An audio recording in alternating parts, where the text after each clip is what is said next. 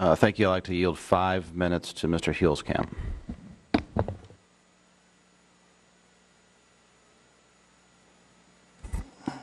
Thank you. I appreciate the time, and I appreciate the comments of my colleagues. I come from a place many of us on this committee have, and that's working in our state legislatures before we arrived here.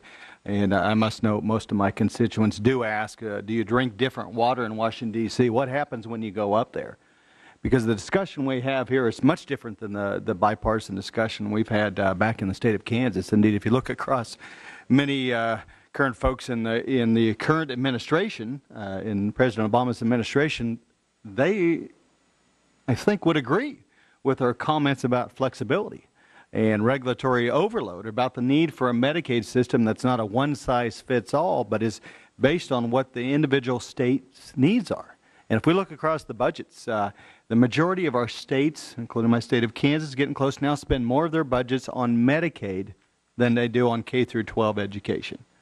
And the idea somehow, if they could just spend some more money, that it's going to alleviate or enhance the ability to meet those needs, really doesn't match the reality. And it doesn't match the reality when HHS Secretary Kathleen Sebelius was the governor of the state.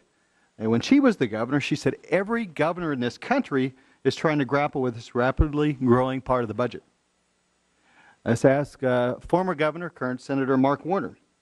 He said, Medicaid is on a road to a meltdown and will bankrupt the states.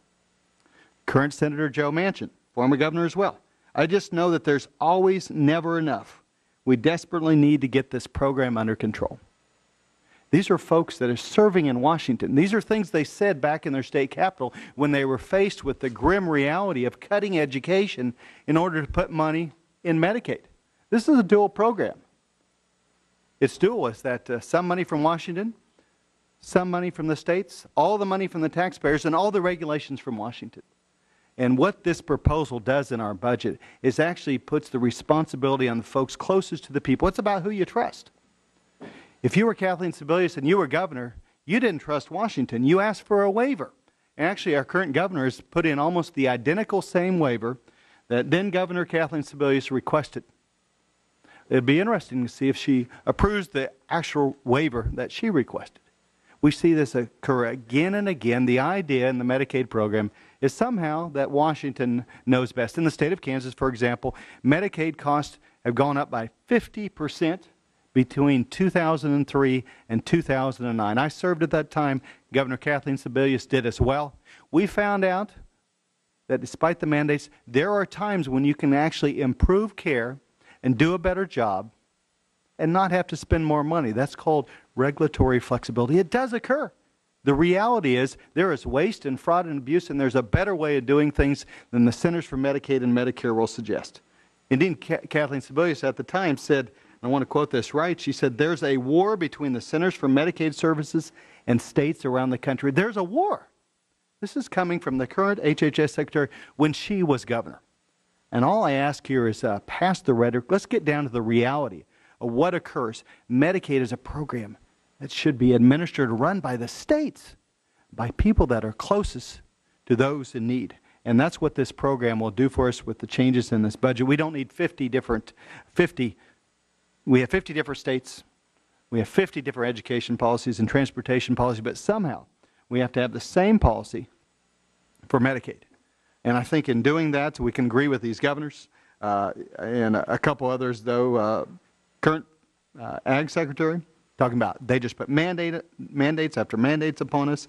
DHS Secretary, we need more support from the federal government, more flexibility. You can go through these things, but again, sometimes I wonder if it's the water in Washington or the politics or the rhetoric, because I think we all agree, as the chairman mentioned, this is about enhancing and improving care.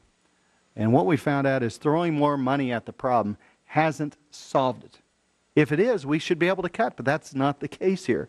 We can actually keep the funding flat, keep it steady, reduce the regulation, reduce the mandates, and hold local folks accountable. I think we can definitely improve the system. We actually did that in the state of Kansas. We're doing that right now again if indeed the Obama administration would give us that flexibility. And with that, I yield back the balance of my time.